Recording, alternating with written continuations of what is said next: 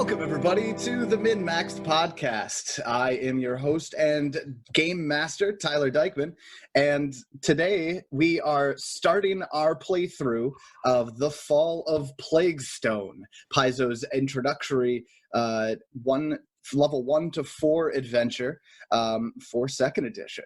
Hey, guys, how you doing? Ready to roll some fucking dice. Yeah, right? Ready to smite some foes.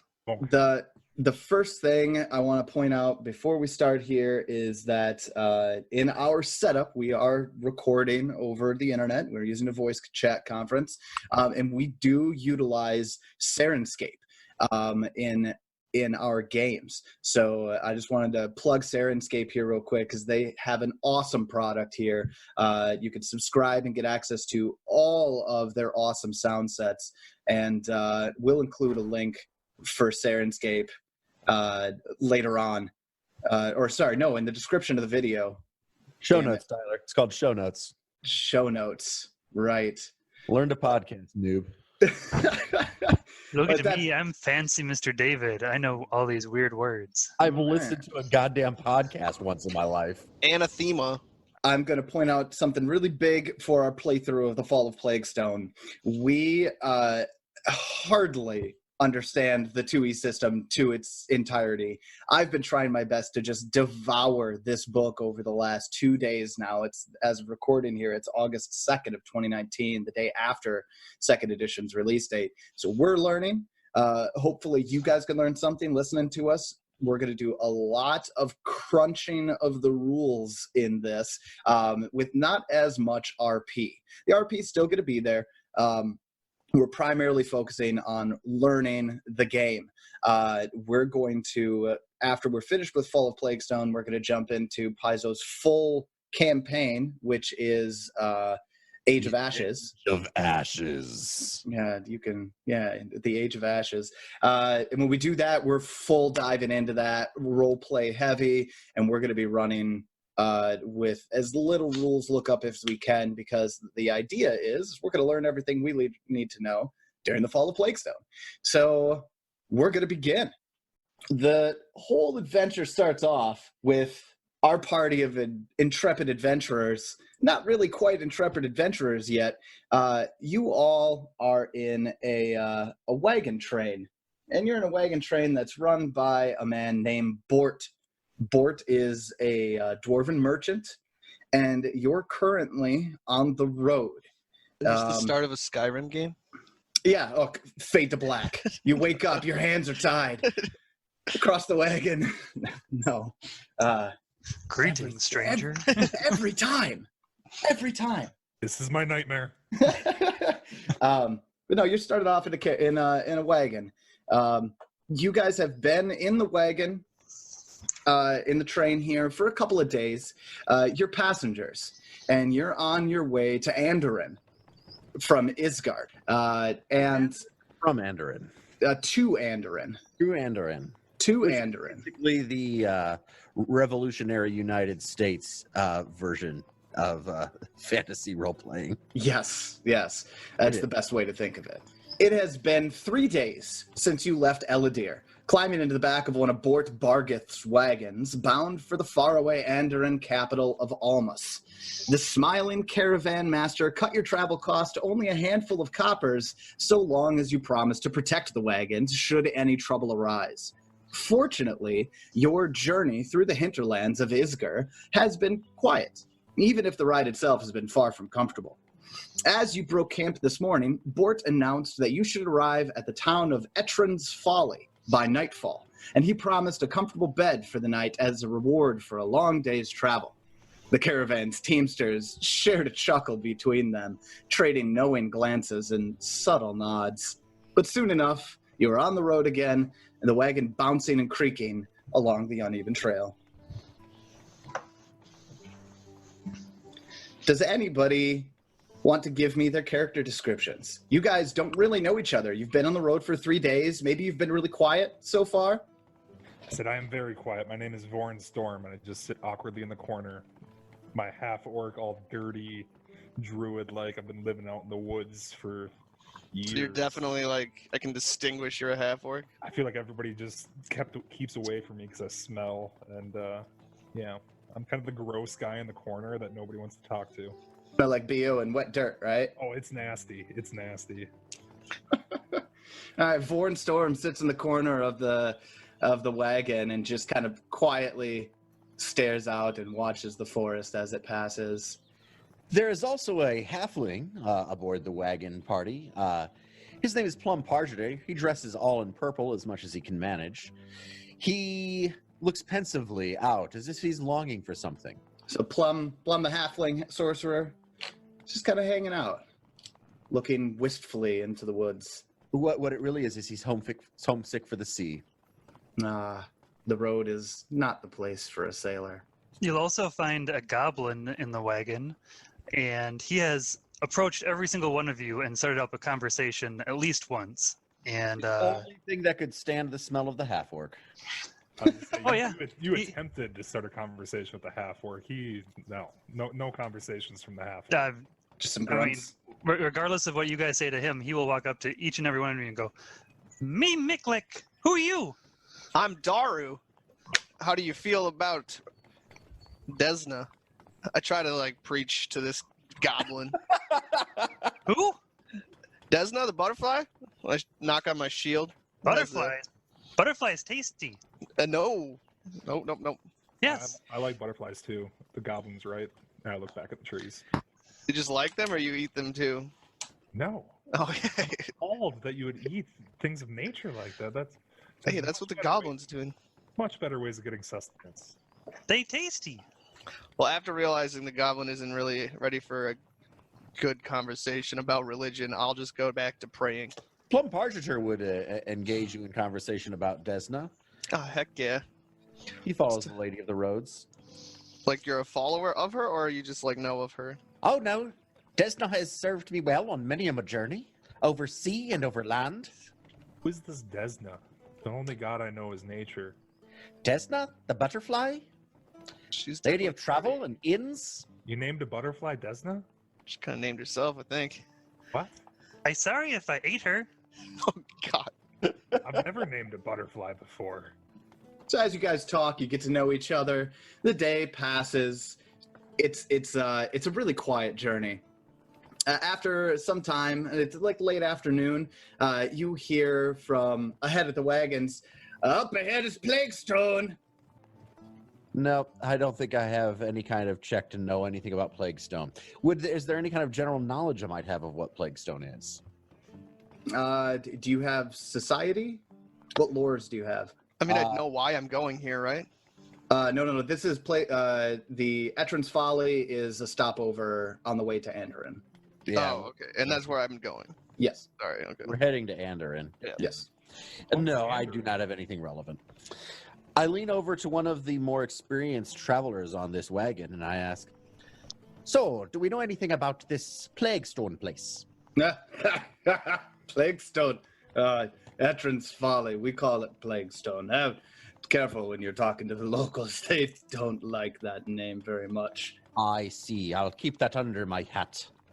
We've been there several times, and let's just say a restful night's sleep in Plaguestone isn't that much better than under the wagon. To what are you referring, good sir?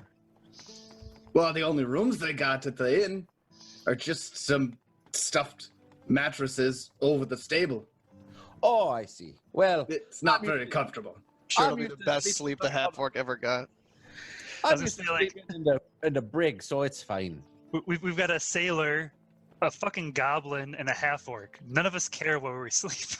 I've been sleeping All in the right, woods all right. for years. Like, Okay, all right. You don't have to have fancy sleeping conditions. what's Sorry. a mattress? That's- It's a thing where you stuff soft things into it and then you lay on it. Are there lots of trees? No. Why the fuck am I going here? I don't know. You're a passenger on this train. I thought this was like a cruise ship. I was just Nope. checking out nature. Like I saw it riding by. I'm like, that looks like a good time. You get to see a lot of new places. You're seeing a lot of nature right now. Taking the I secret am. route. I'm enjoying it quite thoroughly. Well, good, I guess. Weird half-orc. What's a half-orc? He shakes his head, looks up, snaps the reins on the horse, and keeps going. As some time passes on here, you notice that the forests around you start getting a little quiet. Seems odd. The birds stop. All you It's a hear trap. is just the wind. I don't like this. What do?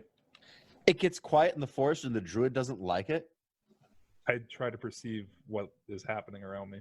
Go ahead and give me a perception check. Okay. It's one of the few things I'm really good at. Rolled a 13 plus 7, 20. You notice in between some of the trees deeper in the woods, there's some low shapes that are running.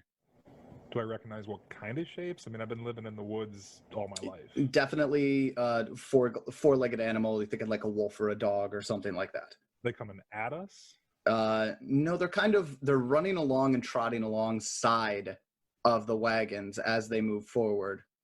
Do I feel like this is like just them running in the woods like normal, or are they running from something? No, this almost looks like More like they're following us. like a pack. Yeah, I'd make like a nature or a Just like, can I survival make, check. like a nature check? Yeah, that's a good idea. If you got nature or survival, well, there's no. Is it I- nature anymore? There There is nature and survival. Nature and survival. Go ahead and give me nature then. Ouch. I rolled a 3. I also have plus 7 in that, so I got a 10 on nature. 10. Or survival, either one. Knowing what how embedded you are in nature, this one's pretty easy for you. This looks like a pack hunting. Are they hunting us? It's hard to say. They are following the wagon though, and they're a distance off into the woods. I would point them out, but I don't know if I'd necessarily see... I don't know if I'd really make it known that it's like a threat. I'd almost be like, hey guys, you guys see the pack that's coming? Oh, they're beautiful. You see those coming at us? A pack of wolves coming at us. Oh, I they're think a perception check majestic. to see if I can see it. Go They're ahead. Majestic. I get a 12. 12. No, you cannot see them. I back away from the edge of the wagon, like try and get into the middle of the wagon and kind of put my hands up like I'm ready to defend myself with magic. Miklik will also look for it because he likes animals. He rolls a natural 20 for a 25. On what was that? Perception to find the Perception to see check. to see the wolves. You absolutely can see them. First nat natural 20 of the 20. campaign. Yeah, Yeah, there it is. on a perception check. To be fair, on a perception check to see a pack of wolves that are hunting us, so that could be worse. I don't know that they're hunting us. I just see them running in the woods. I'm not letting it known that they're hunting us. They're beautiful. Beautiful wolves. I mean, a sword could be beautiful as well, but if it's right next to my throat, I'm not going to be admiring it. Why not? It's a good thing I didn't take the wolf instinct. I wouldn't be able to hurt them. Because it's anathema to attack my basically my instinct animal. Really interesting. Are you guys hungry at all? I know you talked about eating butterflies before, and honestly, wolves, oh, delicious. So much better than butterflies. So much better. After a little bit of time, you guys are admiring, or I should say, more specifically, Vorn is admiring the wolves in the distance. They disappear. They kind of scatter into the bushes. I wouldn't know. I didn't see them to begin with. I'm still on edge. Vorn, do you do anything? Or Miklik? Miklik saw them as well. They gone. Me bored now. Yeah, I mean, if they go off into the bushes and the wagon's still going, Miklik starts looking around again. same. Is it still like oddly quiet? It is. Now all you hear right now is just the sound of the wagons, the horses, and the road. Hey, my friend Miklik, are you still bored? Yes. I walk up, Plum walks up to Miklik, and I make a little gesture and say a couple words, and I tap my finger on his nose, and it glows with magical light. He growls at you. like It's a pretty It's- light, Miklik. like he doesn't understand it, so he finds it threatening. Just brush it off. Just brush it off. It's fine. You can imagine having a bright light just like on your nose. How fucking annoying would that be? Come on, Miklik, just brush it off. It'll come right off. I promise. He tries to brush it off his nose. It doesn't come off. Oh, I'm definitely laughing at that. Just him like pawing at his face. Mick like, Born is rolling on his side laughing. That's hilarious. After you guys kind of start messing with Miklik a little bit, he's pawing at his nose, trying to get the light go away. All of a sudden, your banter is just completely interrupted by a wolf howling. Suddenly, the wolves that you saw that were rounding you on the side are dashing in on the caravan train and attacking it from all sides, including the wagon that you're on. Roll for initiative. Okay, everybody, now real quick. Roll? Yeah, for initiative, this is quite a bit different than what you experienced in First Edition. When you're making an initiative roll, all you're doing is you're rolling a perception check unless you're doing something that specifically will give you use of another skill. Like, for example, if you're hiding in ambush, you would use your stealth as your initiative. In this case, everybody was just kind of messing around, so we're going to do Perception. Perception. God, my brain. All right, we're going to kind of start with Daru. Daru, what'd you get? Oh, sorry, that's me. Yes, that's you. 19 on the dice with a 4 of perception, so 23. 23. Big numbers. Miklik, what'd you get? I got an 18 total. 18 total. Plum. Oddly identical in all respects to Daru. 23. Including the modifier? And a +4, yeah. Roll off. First roll off. Is that how you do it? Are you sure? I have no idea. I haven't seen that.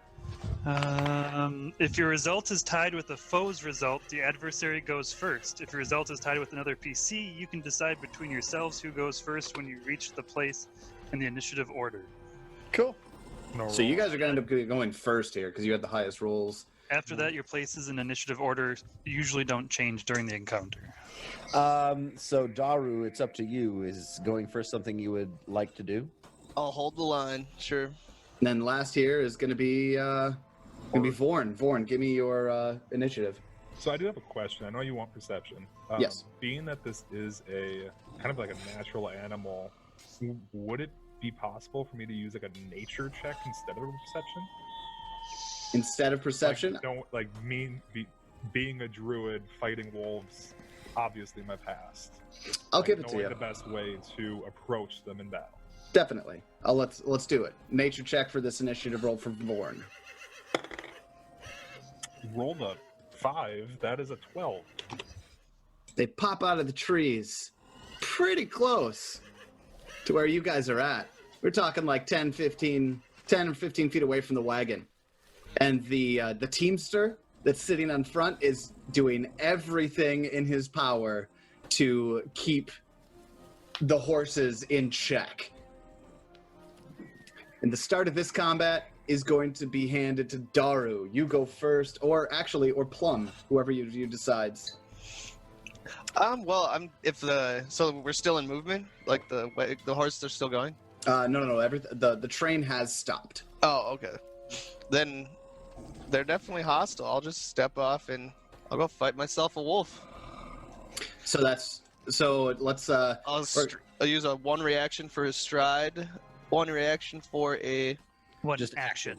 Sorry, well, yeah, 1 action for drawing my weapon as well, and then a strike for my 3rd action. So this is our first turn. There are 3 actions that a character can take in a given turn, and you get 1 reaction that you can use at any point during the round of combat. So Daru used 1 action to draw his sword, and then used 1 action to step out in front of the mangy wolf, and then the 3rd to strike, correct? Yep, I'll be All right. swinging my warhammer at this wolf. All right, let's see that roll. That'd be a natural 1. All right, so that in start. Pathfinder Second Edition, that's a fantastic start, by the way, yes, is an automatic failure. Quick side note, you do have a hero point. I That's choose true. not to use it. Do you want to use it immediately upon start? The hero points, and we'll get into those a little bit later when we guys decide to use them, but at the start of every session, every player at the table gets 1 hero point.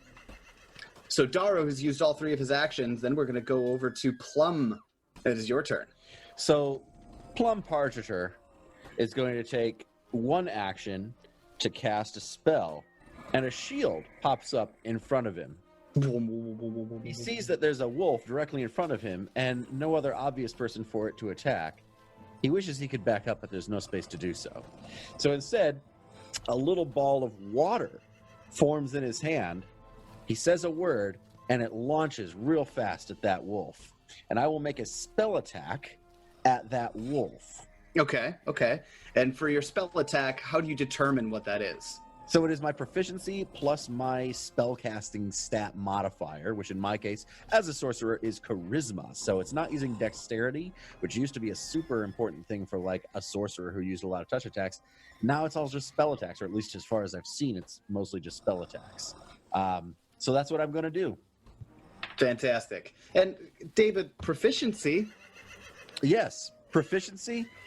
So proficiency can be trained, expert, master, or legendary. I'm sure we'll get into the others later. Right now, most things at this level seem to be trained at level 1. Trained gives you +2 plus your level to whatever it is you're doing. So if I'm trained in my spell attacks, I get +2 plus my level, which is 1, which means my proficiency is 3. So with my charisma modifier bonus of 4, I have a +7 on this attack. Fantastic. I rolled a 15, which means I got a 22. That is a hit, yes. I will deal to this wolf 1d4 plus my charisma modifier in bludgeoning damage. I did roll a 4, so that is going to be 8 bludgeoning damage, and he is also now a very wet dog. 8 bludgeoning damage as this ball of water coalesces in front of Plum and launches right towards the wolf. It splashes all over it. You actually make solid contact on that wolf. It flies back into the woods and collapses. Success. You guys ended up taking that wolf down, you hear another howl coming from deeper within the woods. This one sounds worse. It's like this this haunting long howl that happens. Does it sound dire? Oh, it's so dire. Really?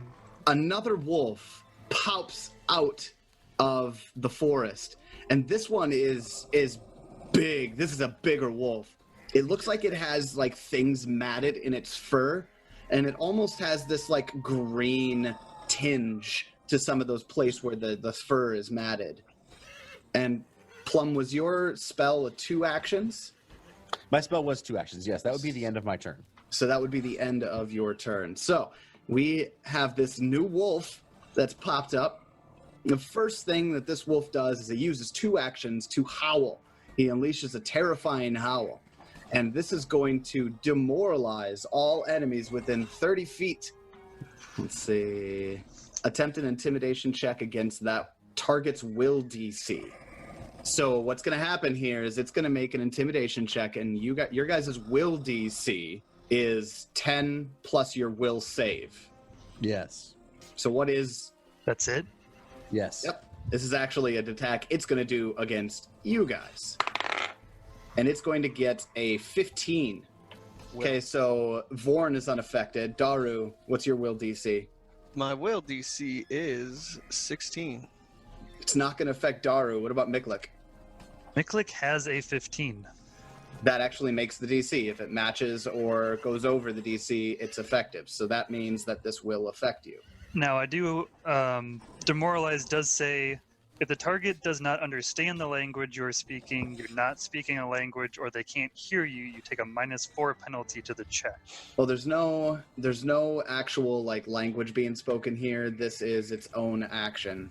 Yeah, I mean, a wolf howl, I A don't... wolf howl isn't just going to scare other wolves. You don't need to speak a language to be scared of that Yeah. shit. Yeah. Has I a will... gain the frightened 1. Correct. Plum has a will DC of 16. He is also not effective. Those But unaffected. He should be. You said I wasn't affected. Just to let you know, my will DC is 19. Holy shit. Nice. That's why I wasn't affected. Wisdom-based characters. Yes. All right. He jumps right in and he howls. "Arr!" And that is his turn. Miklik, it's your turn, and you're frightened. Yes, I'm gripped by fear and struggle to control my nerves. I take a status penalty equal to the value to all your checks and DCs. Unless specified at the end of your turn, the value of your frightened condition decreases by 1. So I have a -1 to all my checks and DCs for this turn. But that does not stop Miklik from letting out a bestial roar and effectively entering a rage, which is one action. He will then move out of the cart in front of this new wolf, which is a stride action, which is one action, and then he will attack it. Rage gives me 1 temporary hit point. Well, actually, it's 2. It's my hit dice plus con mod. So I gain 2 temporary hit points. I get a +2 damage and -1 to my AC.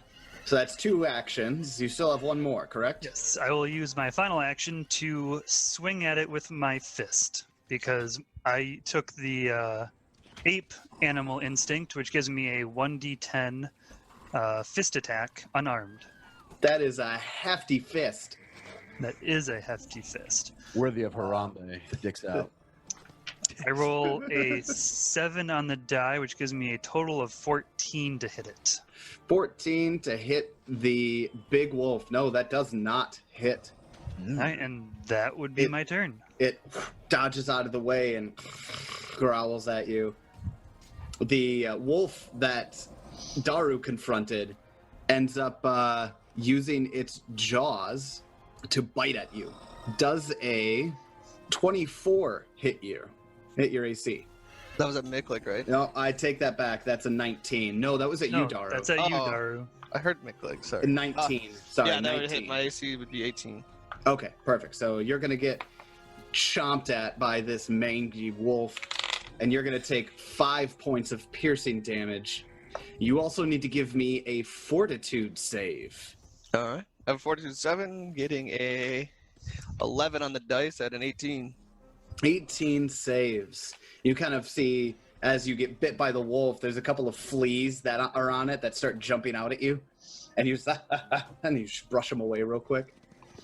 That was the wolf's first action. For the wolf's second action, he's going to bite you again.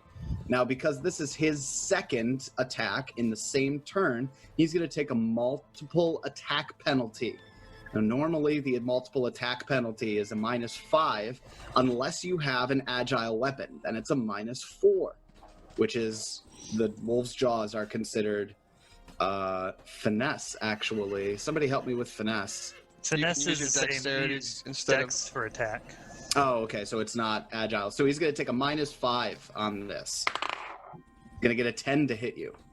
That would be no. Daru, all right. And then finally, he is also going to attack for a third time using his last and final action. And in doing so, he's going to take now a multiple attack penalty of -10 to this. He's going to get a 13.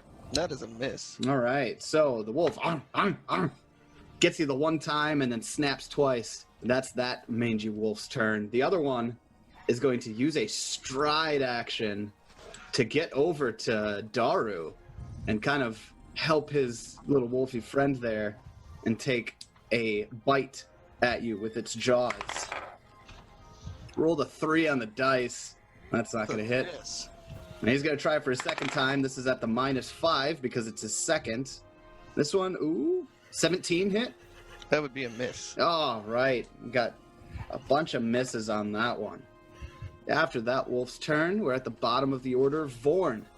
So I've been trying to find the rules here. Are there any rules about casting a spell when you are adjacent to an enemy? I can't find anything about concentration checks, defensive casting, Well, I mean, provoking. the attack of opportunity rule is gone. It's a special reaction that only certain monsters and classes get. So in reality, I can cast point blank without really any downfall Unless there's a particular reaction that a creature has against casting there's somebody casting next to it. I haven't seen anything like that yet, but it doesn't mean it doesn't exist. Another thing I never found in here was firing ranged attacks into melee, which is a big thing in Pathfinder 1E. I'm not seeing any negatives to it like there were. I'm almost certain that if you shoot and there's something in your way, They still get covered. that they get cover. Yeah. And the cover is a +2. Okay. So here's what I'm going to do. Vorn's excited. He yells out, "You guys ready for a feast tonight?" And puts a foot up onto the edge of the wagon and holds out a hand and produces a little fireball, a little flame in his hand, and throws it at that new wolf that howled, the dire-looking wolf.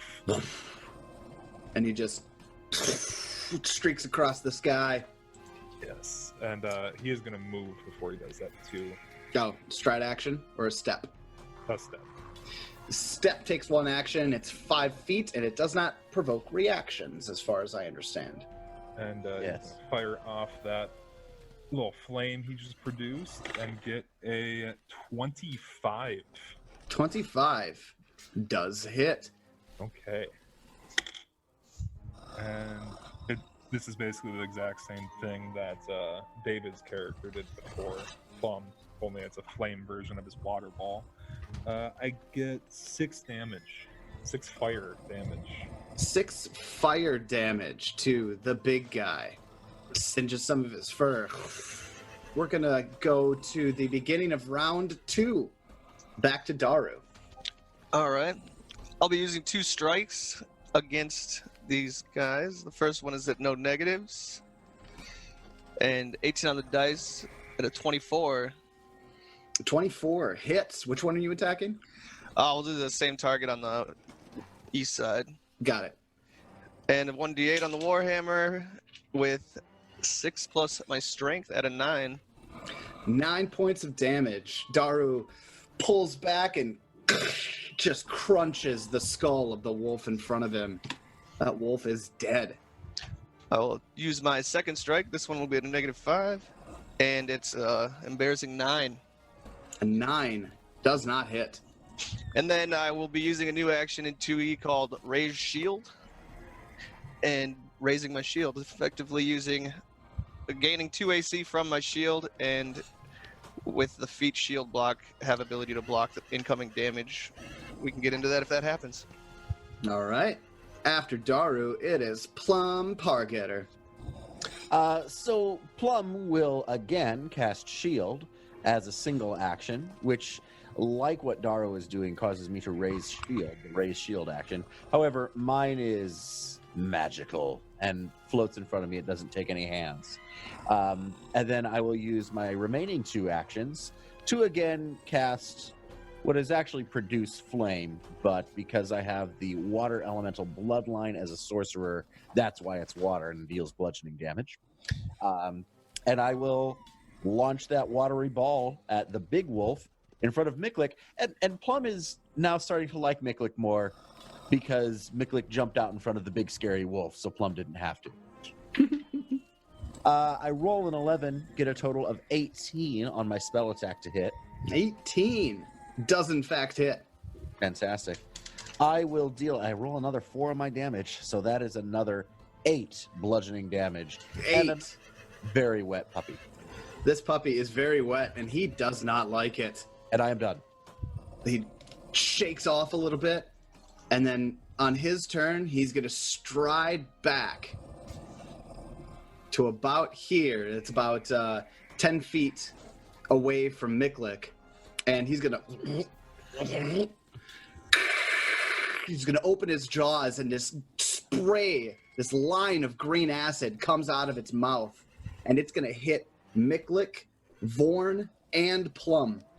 Well, I certainly didn't expect that to happen. It's pretty gross. You're all going to need to give me a reflex save. I choose not to. Miklik cackles as that happens. He thinks it's hilarious. Plum gets a 15. Miklik Okay. gets a 19. Okay. Vorn gets a 19. Then who got the 15? Plum Pargeter. Plum fails on this save. 12 damage is full.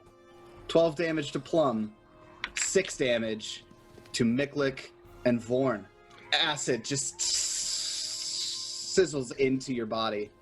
Pardon me, did you say 12 damage? I did say 12. I did not expect to have to look up the death and dying rules again. We haven't been recording for an hour and I'm already killing one of you? I have, in fact, 12 HP. Oh, this is fantastic. So you're Everybody- only at 0. For everybody at home, Yeah, I zero. pull no punches. Fuck this party.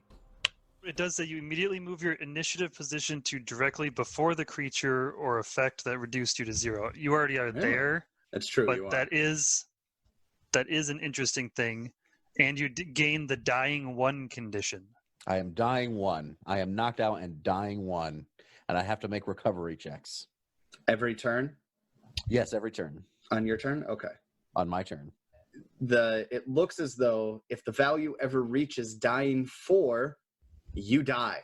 You die. Good night. Now, recovery, when you're dying, at the start of each of your turn, you'll end up making a check, but we'll get into that later. When on it's my Plum's turn. The turn of the thing that's dying. Correct. All right. Then after the wolf just sprays that acid line all over everybody, Plum just falls unconscious, and it is now Miklik's turn. Miklik continues to cackle. He is having a ton of fun. He takes a step action to move Okay. 5 feet. And then he will take a swing at this guy with his fist. Punch the wolf right in the face. And we're going to roll a 1. Oh, that's a failure. Automatic. Party's not rolling so hot right now. No. Miklik, you still have 1 action. Still have an action. I can do another attack at a -5. So we're going to hope for a better roll here. That is a 13 plus 7 minus 5. So that is a 15 to hit. 15 does not hit. Miklik is not doing well on his rolls. Miklik just... He's having too much fun to actually pay attention to what he's doing. After Miklik, it is Vorn Storm. Something after getting hit with that acid and seeing my riding companions also get hit, I'm gonna try heal. I love heal in this. Tell us a little bit about heal then, Ted. You can choose how many actions you want to take when casting the spell. If you take a single action for it, is a standard just touch spell. You have to touch someone adjacent to you, and it heals them 1d8 hit points. No static modifier added to that, just flat d8 roll. Flat D8. If you decide to take 2 actions, you actually can heal from a range of 30 feet, and it heals 1d8 plus 8, which at level 1 is fantastic. That's huge. Tell me a little about that +8. Is that just something that's in the spell, says +8? In the spell, it says increase the hit points restored by 8, and the spell itself is a standard 1d8, from what I can tell. There it is. There it is. There's an option for it 3 actions, which is basically the good old channel from 1e. Disperse positive energy in a 30-foot radius around me. Or 30-foot emanation, which I believe would actually just be a 15-foot radius all the way around me. And So that's then- a single D8, but it does target all living and undead creatures in the burst. No, Got a 30-foot emanation is 30 feet from the edge of your square in every direction. So it would be a is 60-foot diameter. It is a It's- 30-foot radius. It actually ends up being like 65 feet because it is literally 30 feet from the edge of each Oh, that's side true. of your square. It's pretty nasty, and I That's love true. the fact that it states it targets living and undead, meaning that I heal all living in that 30-foot emanation and harm all undead from how I'm reading this. Is Hot that damn. only allies or is that all people? All living. All that's living healing- and that is undead. healing So- enemies that are living also. Wow. I am going to do that though, since am pretty hurt myself. I know Miklik took some damage, and Plum is Boiling Unconscious. in acid on the ground. It's a little pussy next to me. Looks like he's never taken acid damage before. Fucking convulsing. Who is this guy? So you're gonna see Vorn just holding his holly and mistletoe, and all of a sudden, just a burst of light comes off of him, and heal a wonderful 6 to everyone within 30 feet of him. Nice roll. It's just exactly what I needed for myself. Nice. And back to the death and dying rules. From what I read, the moment you're in the positive HP, you do wake up. You do wake up. Okay. Right. Does his But death he- condition stay at 1? No, he loses the death condition, but he gains the wounded one condition. You have been seriously injured during a fight. Every time you lose the dying condition, you become wounded 1 if you didn't already have the wounded condition. If you gain the dying condition while wounded, increase the dying condition's value by your wounded value. So that means if Plum gets put down again, He he'll goes go directly to dying 2. or dying too. Oh, Yeah. oh, I can't move. Never mind. That was all 3 of my actions. Yes. Say I move, but I can't. Vorn used all 3 of his actions to put off that bitch and heal. Next is the mangy wolf that's just next to Daru, the one that's still alive. He is going to bite at you with his jaws. 17 on the die. That would be at a 20 with the shield. It will definitely hit then. Give What? me another Oh. fortitude save after you take 7 points of piercing damage. 10. And I'd just like to state that you did 7 damage on the roll. The shield's hardness is 5, since I have my shield raised, and I have the feat shield block. Are you using your reaction now? No, this is just having my shield up. Oh, Well, really? No, you have to use the reaction shield block in Oh, order perfect. to get the damage reduction. Then yes, I will be using the reaction shield block, Okay. So which that will means be blocking 5 damage, bringing it down to 2 damage taken. And my shield, which has 20 HP, will also be taking that 2 damage, bringing it down to 18. all right. Daru. And so he also takes, both you and the shield take 2 damage. Correct. Daru and the tank. Then that fortitude save that you failed. You are now sickened 1 for 1 minute. You feel ill. You take a status penalty equal to the value, which is 1, on all your checks and all your DCs. You can't willingly ingest anything, including elixirs and potions, while sickened. You can spend a single action retching an attempt to recover, which lets you immediately attempt a fortitude save against the DC or effect of what made you sick. Well, that sounds like a very Spencer thing to do, retching. On a success, you reduce your sickened value by 1. All right. Oh yeah, I'm for sure vomiting. All right. Well, that wolf still gets 2 more attack actions at you, which is exactly what he's going to do. The second attack is at this -5. Ooh, rolls a 1 on the dice. That's an automatic miss. And for the final attack, is only going to get a 10 to hit. So that wolf snaps at you, and you got some fleas on you, and it's disgusting. This thing is mangy and just ugh. We're back at the top of the order, round 3. It is Daru's turn. I will spend a single action to vomit, basically. Ugh. It's a little weird because I have fleas on me, but would let me immediately attempt a fortitude save against the DC All right, of go what ahead. got me sick. Give me that fortitude save. And this would be at the -1 because you're sickened. Hold on. I'm gonna stop you. Actually, Okay. you can spend an interact action to just scratch away the fleas to remove the condition. So that would be just one of my actions. Just one action, and you don't have to roll. Okay.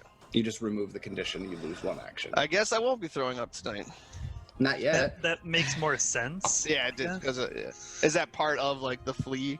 Yeah, it's part of this specifically. Yeah. Alright. Well, I will use that action to remove said fleas and attempt a attack roll. That'd be a 3, so 9. 9 does not hit. Okay.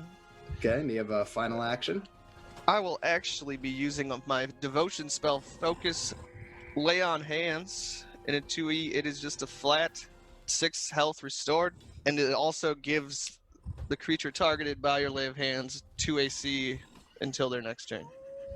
Oh, wow. So you get now a 20 AC because you didn't raise your shield, right? Correct. All right. That's pretty damn good. Then after Daru just gets to brush all the fleas off of him, and he touches himself to get healed up a little bit. Plum Pargeter, you are laying in a pool of acid. Welcome back, buddy.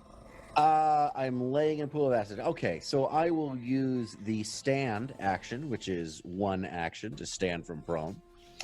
And now I'm mad. Now I'm mad. Terrified and mad. And I scream, and I make much more grandiose hand gestures than I had before, and I throw both my hands forward. I don't even bother with my shield, and a massive pillar of water comes shooting out of my hands and smashes, or attempts to smash, into the big wolf. All right. So what do you have to do? I will be to making a do that? spell attack. It'll be a Spell attack.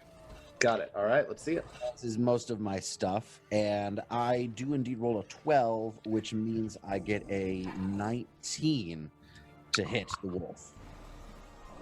19 does hit. Fantastic. That is good news. So what's going to happen is the wolf is going to take 3d6 damage, which is going to be 10 total damage, 10 damage to the wolf. and he is knocked backwards 5 feet. Ah. So this just pillar of water launches from Plum's hand and hits the wolf. And it's looking bloodied now. Does it knock it prone when it knocks it back 5 feet, or no? Not. It simply pushes it back 5 feet. Got it. Yeah, then after Plum here, then it's the big wolf's turn. He's gonna stride past Miklik, right here, right in between where Miklik was between the wagon and the wolf. So now Miklik is on one side of the wolf and Vorn is on the other, and the wolf is going to attack or bite Miklik. The wolf is going to get a 22 to hit Miklik. Absolutely. Absolutely. All right, Miklik, you are going to take 6 points of piercing damage. And as the wolf just sinks its teeth into your skin, you take an additional 4 points of acid damage. Wow, that hurt.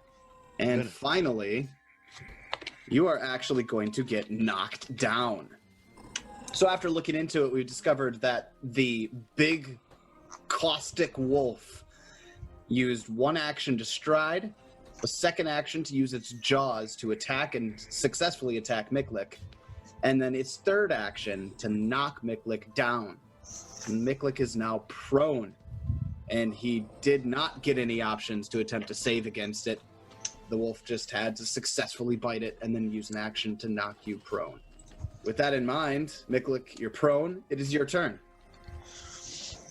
Okay, Miklik will use his first action then to stand, which is a single action.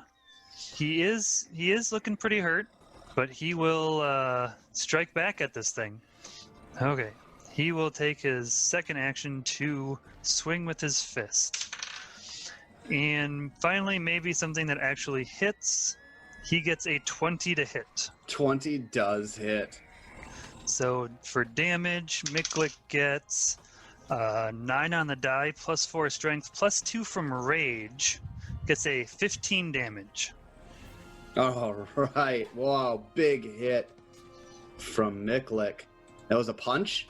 That was a punch. That was a punch. So Miklik stands back and kind of winds up and wham! Right in the wolf's nose and just crushes its skull. The wolf dies. Miklik howls with glee. And he will use his last action to stride over to the other one. All right. Then after Miklik, it is Vorn's turn. Vorn's hungry, so he screams out, "I'm hungry!" And Man of good work. yeah, he's ready to eat some wolf. So he's going to use his focus ability or spell. It's called Tempest Surge. And what you see happen here is the only remaining enemy that's here starts to become surrounded by a swirling storm of violent winds, clouds, and crackling lightning. Oh, wow, that's pretty cool. Yes. Just a swirling vortex of the elements and zap, right? Yeah, I'm trying to use Siren's Gate. Ooh. Yeah. So what it does is 1d12 damage. Oh, wow, okay. You do get a reflex save. Okay. Go ahead and give that a shot. Reflex save of 14. That is a failure. All right. So what that's going to do, he takes the full 1d12. On top of that, he is clumsy 2 for 1 round. If he survives. And he will take 1 persistent electricity damage. Oh, okay. He will likely survive because I just rolled a 3 on my d12. Ooh.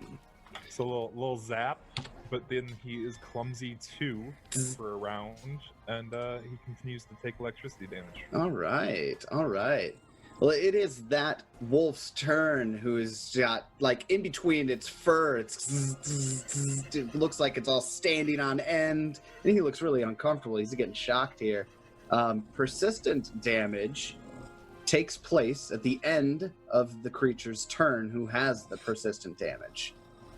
Now, as far as I know, you can attempt to remove persistent damage or shake off the persistent effect. Persistent damage comes from effects like acid being on fire or many other situations. Instead of taking persistent damage immediately, you take it at the end of each of your turns as long as you have the condition. Rolling any damage dice anew each time. Well, this one doesn't have dice, it's just 1. After you take persistent damage, roll a flat DC 15 check to see if you recover from the persistent damage. If you succeed, the condition ends. At the end of the wolf's turn, he's going to have to make a flat check. Now, a flat check is very simple in 2E. You just roll a d20. That is it. So in this case, you would have to roll a 15 or higher on the die, or he's going to keep taking that electricity damage. But the wolf, on his turn, sees that his pack leader has been completely demolished by this crazy fucking goblin, and he strides off into the woods. Get out of here. You guys are crazy. Get out of here. Clumsily. I will state, he's clumsily. Oh, he is clumsy. Let's just cover that real quick. What does clumsy do? Your movements become clumsy and inexact. You take a status penalty equal to the condition value to all dex-based checks and DCs, including AC, reflex, ranged attack rolls, skill checks that use acrobatics, stealth, and thievery. So basically -2 to all of those, right? That one's pretty vicious then, isn't it? Yeah. Wow. Solid choice. Too bad it doesn't make him run into trees and slow him down. Too bad, huh? It's quiet around the caravan again. Well, really quick, on his turn, if I can still take a turn. Let's say, how far does this guy get? Yeah, because I've got a spell with a range of 120 I'd like to try and use. Oh. All right. He's going to take 3 strides. And let's see. He's running through underbrush. Wolves don't get any sort of way to, go through brush without penalty, so it's difficult terrain for him. I haven't even looked into difficult terrain. Does it still work the same? I haven't. Let's check that out. You very well might just disappear into the trees, though, too. Yes, you very well may. But I could roll a 20 on a perception check. Yes, it costs 5 extra feet of movement to enter a space of difficult terrain. So it's basically same thing. Yeah, same thing. Okay. So he gets to stride 3 times. At essentially half speed. 10 feet until he gets into the brush. And then at that point, he has 95 feet of movement. That gets cut in half. Round down is 45. So he's 45 feet into the brush. All right. Can I make a perception check to attempt to see him? Yes. Go right ahead. I did not roll a 20. I, in fact, rolled a 5 and get a total of 9. You don't see the wolf. I fire a ray of frost into the trees in its general direction because I'm angry. Ah, fuck attack you, Wolf? I tell him to stand down. I fire off a ray of frost because I'm hungry. I tell you to stand down. The creature's fled. It is no longer our problem, as I say to a goblin and a half-orc. 3 wolves, lots to eat. And Miklik walks over and just like takes a bite out of it. Which one, the gross one? Let's not eat the gross one, right? Yeah, he's not gonna eat that one that's like dripping acid out of its body. Good idea. We got one that's really wet and one that has a he's bastion not- skull. He's not that crazy. So this one that's next to Daru, he'll just go over and just like start biting into its leg. Just rips a chunk off. I'm gonna walk I really over think and you say, should cook that first, friend. Yeah. I really think you should cook that first. I agree with that one, the weird talking one. And I come over and start producing flame in my hand and cooking a leg. I rip off a leg and start cooking it. You want to shave it? I was gonna say Miklik like rips the leg off that he's got to bite. His bite it and just like walks away with it. That's like glaring at you guys. I look at you as though you're all heathens, and I move up to. I'm sorry, Ted. What's your character's name? Vorn. Born. Mr. Vorn. I've no cutting implement on me. Do you think you could cut me off a flank or some piece of meat? All I have on me is a shield. Hold on, let me hit it a couple of times. Talking to Mr. the Mick- wrong person. You I have a rip the blade leg on off. you. Mr. Miklik, are you able to cut something off for me? There's like a giant great axe on his back, and he's like looks at you. Fine. And he'll Thank go you. over and cut whatever you want off of it. Thank you, good sir. Thank you. As you guys are butchering this wolf, and well, or just eating it, depending on who you are here. Well, really quick, I would like to say, I then cast Prestidigitation, and I flavor and cook 1 pound of this material. Oh, prestidigitation still rocks. I see. It does. All right, I'm good now. That's fantastic. After a little bit of time here, the teamster who is trying to control the horse gets him to calm down a little bit. Whoa there. And this the leader of the caravan, Bort Bargeth, he comes up. Oh gosh, thank you so much. Are you all right? Is everybody okay? Miklik is dripping blood from multiple wounds. I am not really all that okay, I must say. Well, I do very much appreciate your help taking down the threat. After you killed the big one, the rest of them ran off. So thank you very much. When we get to Estrin's Folly tonight, dinner is on me. Dinner's on me, and I hand him a leg that I just freshly cooked. I'll take a snack. Yes, I will take a snack. And he bites into it. Thank you, friend. Miklik offers him some of his. That doesn't look cooked. I saw the ass. I'm not touching any of these wolves. I'll wait for the meal. Yeah. We have there's one cart one of the horses ended up pulling it around and into the woods a bit, and it's stuck in the mud. We're trying to get it out right now. I'm pretty strong. Hey, can we get a quick description of what Bort looks like? Oh, for the people who can't see, Bort's a very interesting dwarf. He's got your typical big bulbous dwarf nose, square jaw. He's got blonde hair and it's kind of slicked back, but his beard is just pristinely trimmed and braided in you'd say maybe a medium fashion for a dwarf. It's not down to his belly. It's only about maybe 6 inches off of his chin. But it's braided. It's got some beard clasps in there. He's a very, very clean looking dwarf. He's a merchant. He's got to look good for his customers. But yeah, I let him know that I have a repair kit and I can definitely help. I'm strong. Yeah, the Wainwrights definitely have the proper tools, but having an extra set of arms, yeah, now that's good. Come with me. Me help. Is it a wood wagon? Yes. That can help. Yeah, okay. What if it was a steel wagon? I won't touch that shit, but I'm good with wood. Even after it's been cut. I'm very good with wood. He said with his hand down his pants. While still eating a wolf leg with the other hand. And I'm not like cleanly eating either. It's all over my face. There's some blood and like sinew and shit. Oh man. It's all over. You're the worst.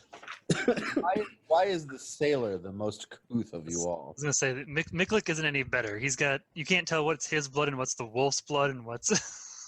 So you've got the paladin, you've got the champion who's like, guys, they're gone now. You don't need to shoot spells randomly into the woods. And then you've got the half orc and the goblin just chowing down this freshly killed wolf, and the sailor is like, ugh. I feel like I like this little green man.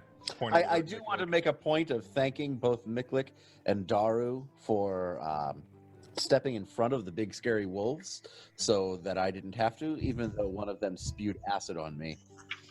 I appreciate your bravery. Yeah, don't thank the guy that healed you and brought you back from. Oh, also thank you for healing me and saving my goddamn life. That is most important. No problem, pussy. Bort takes you all over to the wagon that's stuck, and there's got a couple of teamsters that are there, and somebody that you guys have seen around the camp. This is Tamley Grent. She's Bort's second in command. Tamley's a half orc.